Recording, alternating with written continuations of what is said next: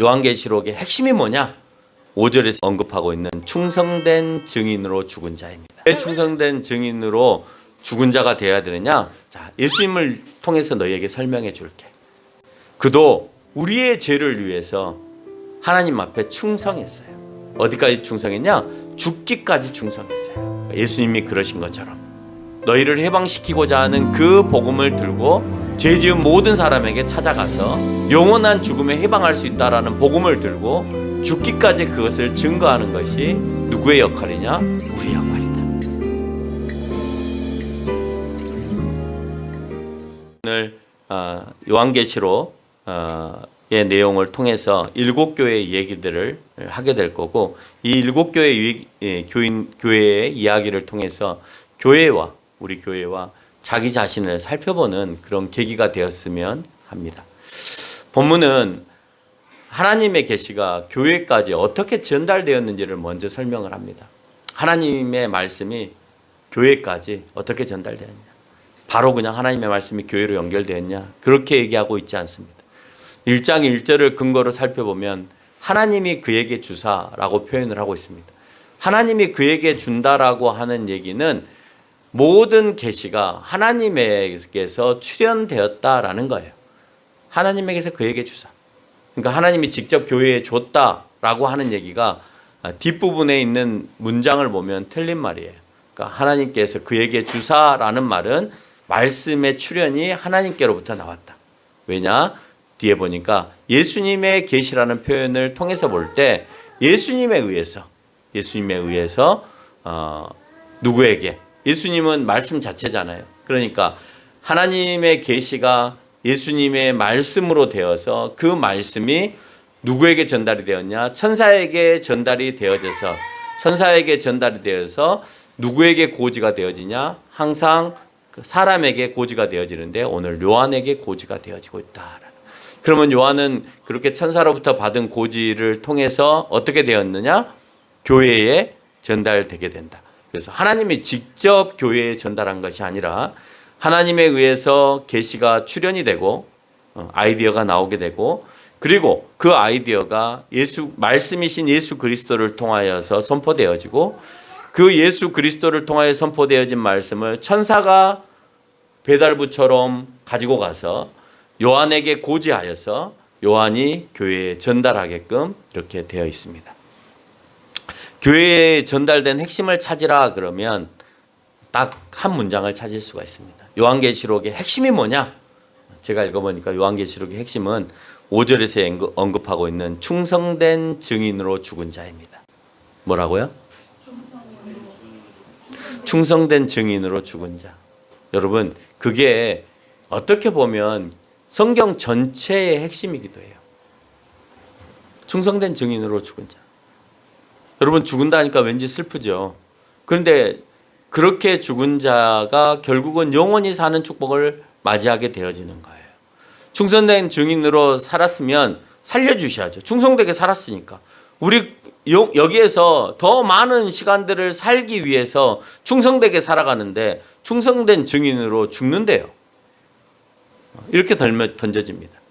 그래서 5절은 계속해서 설명하는데 예수님을 먼저 설명을 해요. 왜 충성된 증인으로 죽은 자가 되어야 되느냐? 자, 예수님을 통해서 너희에게 설명해 줄게. 그도 우리의 죄를 위해서 하나님 앞에 충성했어요. 어디까지 충성했냐? 죽기까지 충성했어요. 그래서 우리를 죄악의 울타리 안에서 해방을 시키는 일을 하게 되었다는 거예요. 즉 영원한 천국에 영원히 살게 하셨다로 대답을 대신하는 것입니다. 충성된 증인은 예수님께서 하신 것처럼 죄를 지은 자를 해방시키기 위해서 죽기까지 하셨다는 이 사실을 죄 지은 모든 자에게 영원한 죽음에서 해방할 수 있는 복음을 들고 죽기까지 증거한 사람들이 할 일이다라고 하는 거예요. 그러니까 예수님이 그러신 것처럼 너희도 그 복음을 들고, 너희를 해방시키고자 하는 그 복음을 들고 죄 지은 모든 사람에게 찾아가서 영원한 죽음에 해방할 수 있다라는 복음을 들고 죽기까지 그것을 증거하는 것이 누구의 역할이냐? 우리의 역할이다. 그래서 오늘 요한계시록의 핵심을 찾아라 그러면 5절에서 언급하고 있는 충성된 증인으로 죽은 자다라고 하는 겁니다. 이것이 예수님을 따르는 삶이고 이것이 충성된 증인의 삶이에요. 예수님을 따라 사는 삶이 뭡니까? 라고 물으면 예수님처럼 자기 십자가를 지고 복음을 증거하는 거예요. 자기 십자가를 지라는 게 쓸데없이 세상에서 고난만 지라는 소리가 아니라 복음을 들고 그 복음의 증인으로 고난 가운데 살아가는 걸 얘기하는 거예요. 본문은 이렇게 예수님을 먼저 소개한 후에 다음에 요한 스스로가 자기를 소개하고 있습니다. 1장 9절에서 보니까 나 요한은 예수의 환난과 나라와 참음에 동참하는 자라. 하나님의 말씀과 예수를 증언하였다라고 표현하고 있습니다. 예수의 환난과 나라와 참음에 동참한 자. 그래서 하나님의 말씀과 예수님을 증언한 자가 바로 누구냐? 나 요한이다. 우리가 왜 충성된 자여야 되느냐? 예수님이 그러셨고 요한이 그 길을 따라갔고 그러니까 우리도 당연히 그 길을 따라가야 된다는 거. 이것이 예수님의 삶이고 요한 역시도 충성된 증인의 삶을 살았음을 언급합니다. 그럼 요한을 통해서 이 메시지가 전달되는 교회는 어떻게 살아야 되느냐라는 거예요. 7교회 소아시아 7교회에다가 전달을 했습니다. 그러면 그 교회는 어떻게 살아야 돼요? 그 교회에 요구하고 있는 것은 뭐겠어요? 예수님처럼 요한처럼 충성된 증인으로 사는 거예요. 이 충성된 증인의 삶을 살아내지 못하는 교회는 어떻게 됐을까요? 책망받아요. 책망받아요. 오늘 메시지를 전달을 하는데 그 메시지를 올바로 듣지 못하면 책망받아요. 충성된 증인의 삶을 살아낸 교회는 그러면 어떻게 할까요? 칭찬받아요. 충성된 증인의 삶을 사는 사람들은 고통 가운데 있지만 오늘 주님으로부터 칭찬을 받는다는 거예요. 그 아픔을 오늘 예수님을 같이 그 사람과 껴안고 그 사람을 위로하고 칭찬하시는 거예요. 그런데 공교롭게도 칭찬을 받는 교회는 많지 않아요. 7교회 가운데. 몇 개 교회가 칭찬을 받았죠? 2개 교회가 칭찬을 받았어요. 2장 8절에서 소개하고 있는 서머나 교회가 칭찬을 받았고 3장 7절 이후에 나타나는 빌라델피아 교회가 칭찬을 받았어요. 그래서 에베소 교회가 1번으로 나오는 교회인데 오늘 1번으로 나온 교회를 먼저 얘기하지 않고 2번으로 나온 교회, 칭찬을 받은 서머나 교회를부터 먼저 소개하려고 합니다. 칭찬받은 교회, 서머나 교회. 교회면 복을 베풀어 주셔야 맞죠. 그렇게 칭찬받는 교회면 복을 많이 받고 우리가 생각한 대로 정말 충성되게 했으니까 부흥도 하고 막 물질적인 것도 풍요롭고 이렇게 돼야 맞죠. 그런데 그렇지 않다고 되어 있습니다. 2장 10절 하반절을 보면 이것으로 만족하지 않으시고 그들을 향하여서 무엇을 요구하고 있냐? 죽도록 충성해라 라고 얘기하고 있어요. 이 메시지를 통해 알 수 있는 것은 환난과 핍박은 한 번만 있는 것이 아니다는 거예요. 여러분 우리 가운데 닥칠 환난은 한 번으로 끝나지 않아요. 여러 번으로 끝나요. 여러 번으로 준비되어 있어요.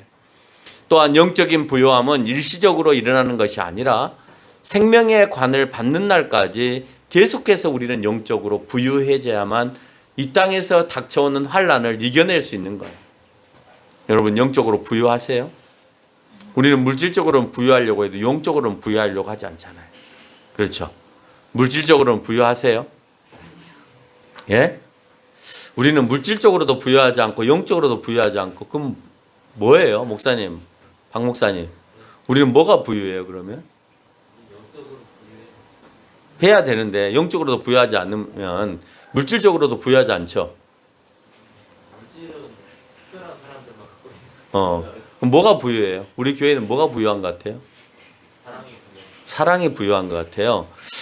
뭐 다행입니다. 그래도 생각했는데 아무것도 말할 것이 없으면 너무 부끄러운데 그래도 사랑이 부유하다. 근데 그 사랑도요. 누구를 향한 사랑이냐에 따라서 야단을 맞기도 하고 칭찬을 받기도 합니다. 오늘 본문에서는 그렇습니다. 우리 교회가 서머나 교회처럼 칭찬을 받고 이어서 죽도록 충성하라.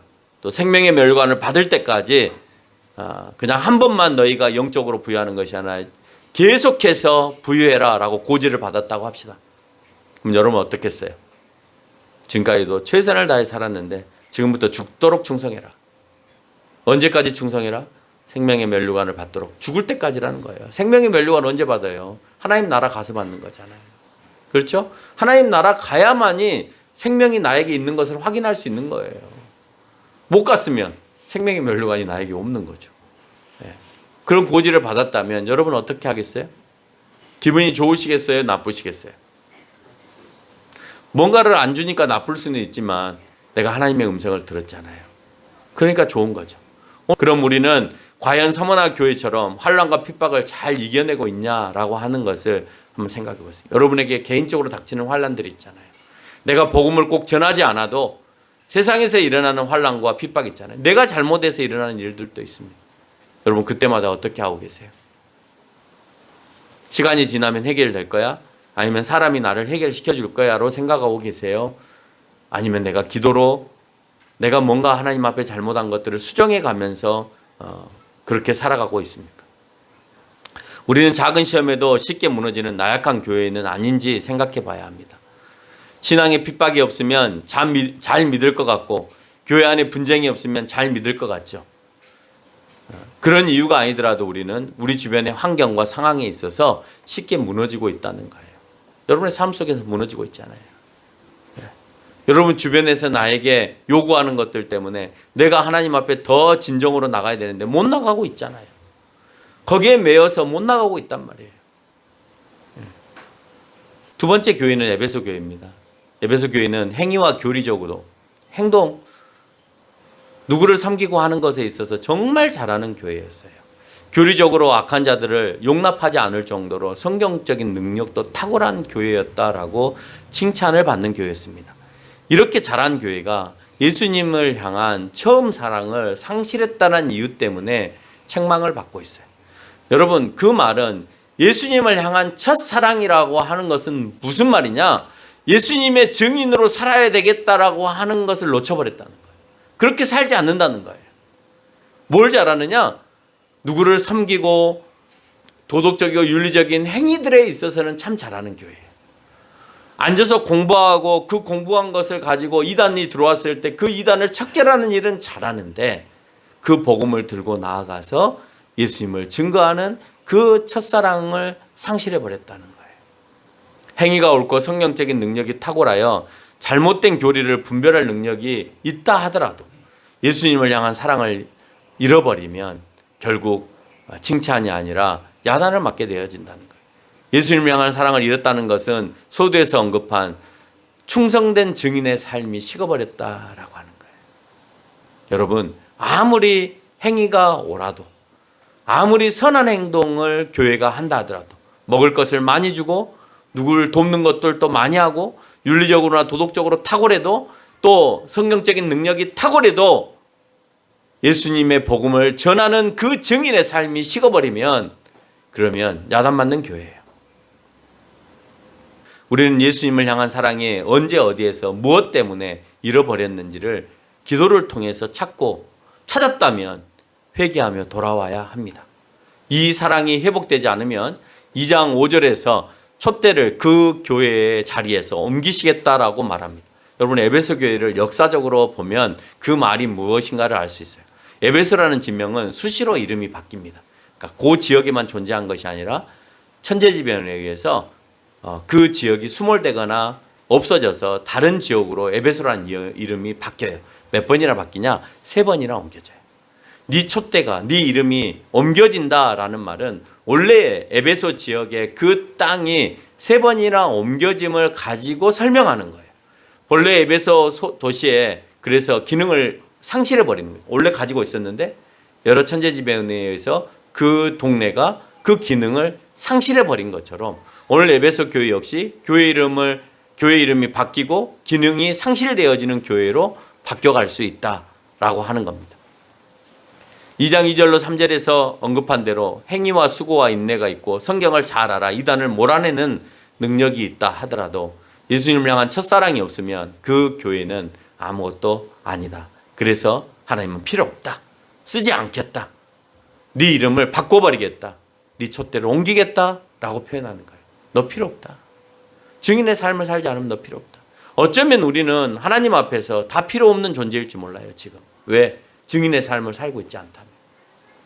우리가 교회를 다녔으니까 하나님 앞에 필요한 사람이겠지. 그건 내 스스로가 그냥 위로받고 사는 거예요. 그렇게 말해줌으로 인해서 위로가 되는 거죠. 신앙이 작은 사람은 하나님은 그렇게 위로하세요. 근데 신앙이 있어야 될 사람, 신앙의 연륜이 있는 사람도 아직도 그걸 가지고 내가 위로를 삼고 있다면 큰 문제인 거죠. 세 번째 교회는 버가모 교회입니다. 버가모는 안디바와 같은 충성된 증인, 복음을 증거하다가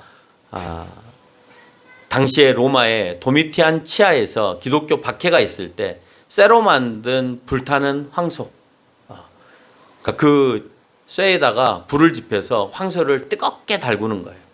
거기에 던져서 타 죽었던 인물이었습니다. 이런 인물이 버가모 교회에 있다. 너희의 모범된 교인이 있다. 근데 버가모에는 뭐가 있었냐? 그것 말고도 제우스 제단이 있었고 뱀의 신인 아스그레피오스라는 신전이 있었어요. 그래서 로마는 자국의 신을 믿지 않는 자들에 대해서 핍박했어요. 자국의 신을 믿지 않는 자들. 안디바와 같은 소수의 충성된 증인들도 있었지만 예수님을 향한 믿음을 저버리지 않는 인물에 대해서 칭찬도 하지만 그렇지 않고 아까 말했던 제우스나 아스크레피오스와 같은 신전에 가서 그 신들에게, 우상들에게 절하는 이들도 있었다라고 하는 거예요.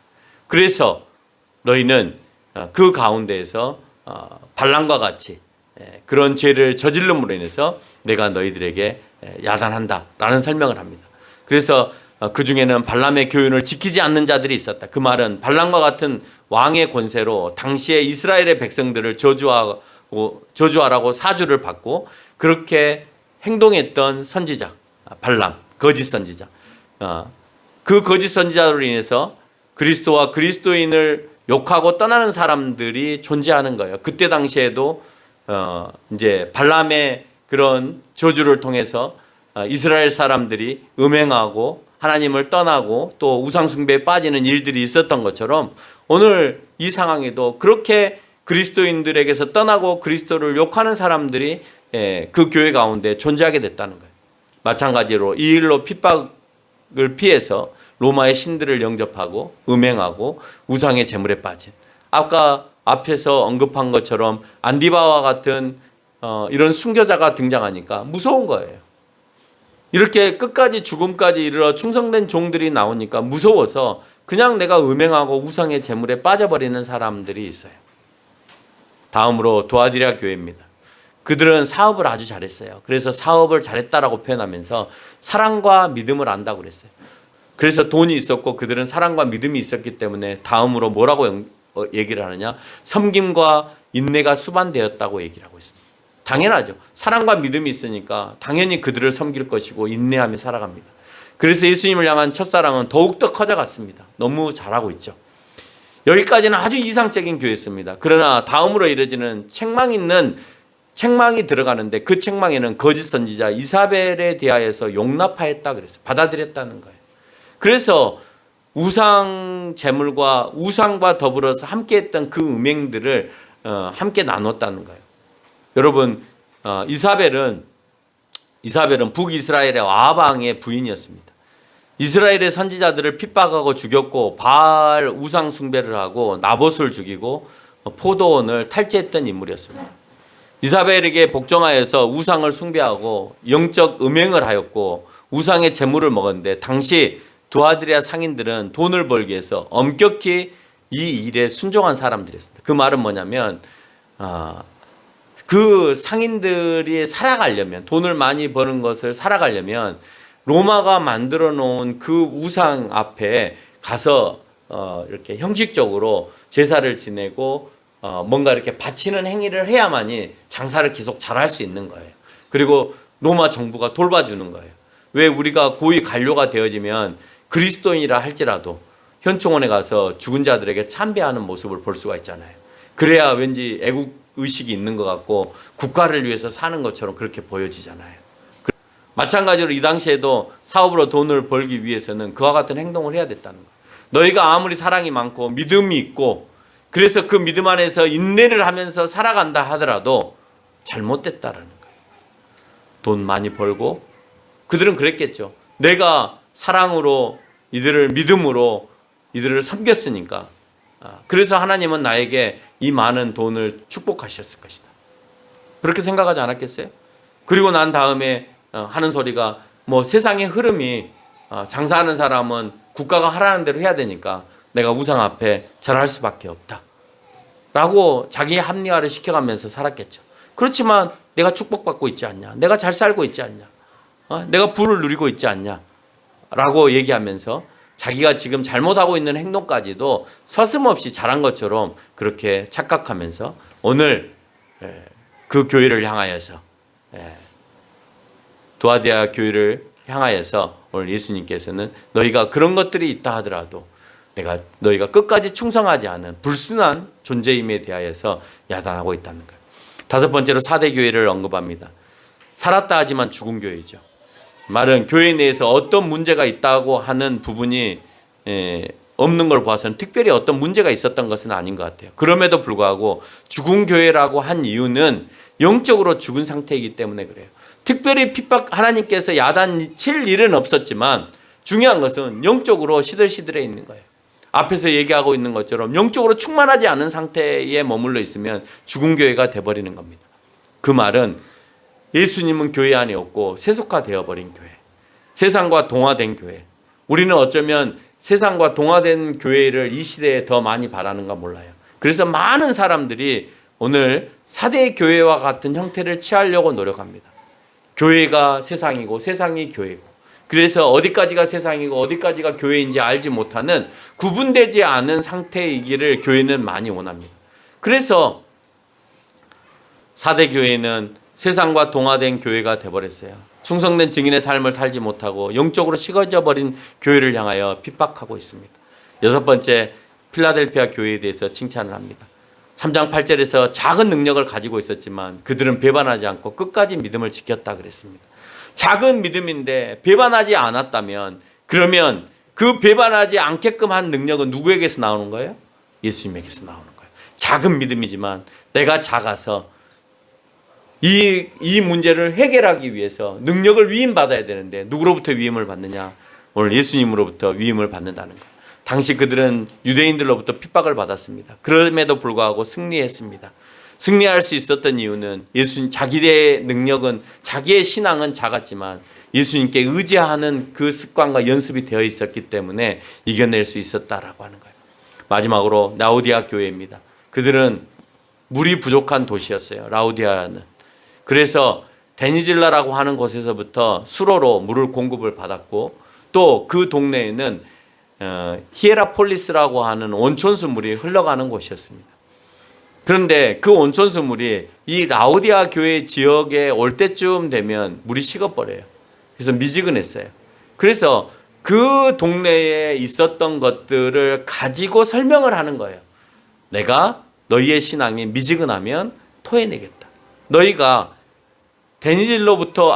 히에라폴리스로부터 오는 그 물을 너희가 먹을 때 맛이 있든 없든 하고 물어보는 거예요. 맛이 없잖아요. 여러분, 미지근한 물 먹으면 맛있어요? 아예 뜨겁든지 아예 시원해야 맛있잖아요. 그렇죠? 근데 한 절반쯤 식었어. 맛있어요? 맛이 없죠. 그래서 내가 토해버리겠다라고 표현하는데 그 말은 뭐냐면 나와 함께 하지 못한다라는 거예요. 그들은 풍족했습니다. 몹시 풍족한 도시였어요. 자기 만족의 도취에 살았어요.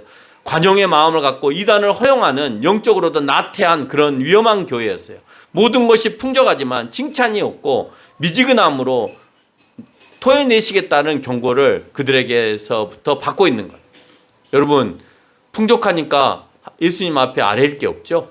풍족한 사람은 예수님께 기도하지 않습니다. 왜? 뭘 달라고 해야 될 기도가 없기 때문에 그래요. 그래서 자기 만족 속에 살아가요. 또 너무 풍족하기 때문에 싸워야 될 이유가 없어요. 여러분, 돈 많은 가정은요, 형제들끼리도 잘 안 싸워요. 그렇죠? 먹을 게 없는 집안 가면 싸우죠. 서로 먹겠다고. 옛날에 없는 가정들 보면 서로 싸우잖아요. 하나라도 더 먹으려고. 근데 있는 가정은요, 딱 이렇게 자기 접시에다가 딱 차려서 각자 상에다가 딱딱 차려주니까 싸워야 될 이유가 없어요. 자기 거 먹으면 돼요. 그런데 없는 가정은 바가지에다가 딸기 씻어서 가운데 딱 놔두면 네 더 먹겠다, 내 더 먹겠다 하고 막 달라들어 싸우죠. 없으면 관용도 없는 거예요. 있어야 관용도 있는 거예요. 근데 이들은 있기 때문에 관용적 마음이 있었어요. 근데 어느 정도의 관용적 마음을 가지고 있었냐? 이단까지도 허용해지는. 네 신앙이나 내 신앙이나 그냥 우리 같이 믿고 그냥 살자. 2단이든 3단이든 뭐 미신이든 뭐든 그냥 같이 포용하면서 살자. 근데 오늘 그것에 대해서 야단을 하고 있는 거예요. 그래서는 안 된다. 그랬을 때 너희는 나와 함께 할 수 없다. 난 토해버리겠다 너희를. 어떻게 그게 가능하냐. 우리도 얼마든지 관용적 마음을 갖고 있을 수 있습니다. 세상에서는 돈도 많고 중도적 생각이 있는 사람들, 모든 사람을 포용하는 사람들, 이런 사람들에 대해서 칭찬하고 좋은 사람이라고 말할 수 있습니다. 그러나 오늘 주님은 그 사람을 미지근한 사람이라고 얘기하고 있어요. 토해버리겠다. 어떻게 예수님을 증거해야 될 사람이 예수님에 대해서 반대적 생각을 갖고 있는 사람을 품고 있느냐.